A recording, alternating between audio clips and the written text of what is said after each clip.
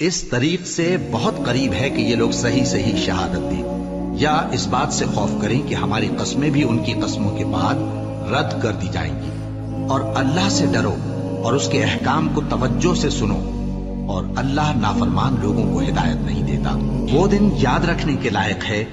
جس دن اللہ پیغمبروں کو جمع کرے گا، پھر ان سے پوچھے گا کہ تمہیں کیا جواب ملا تھا۔ وہ عرض کریں گے کہ ہمیں کچھ معلوم نہیں، تو ہی غیب کی باتوں سے واقف ہے۔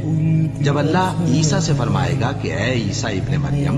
میرے ان احسانوں کو یاد کرو جو میں نے تم پر اور تمہاری والدہ پر کیے، جب میں نے روح القدس یعنی جبرائیل سے تمہاری مدد کی، تم گود میں اور جوان ہو کر بھی ایک ہی نسب پر لوگوں سے گفتگو کرتے تھے، اور جب میں نے تم کو کتاب اور دانائی اور تورات اور انجیل سکھائی، اور جب تم میرے حکم سے مٹی کے پرندے کی شکل بناتے پھر اس میں پھونک مار دیتے تھے۔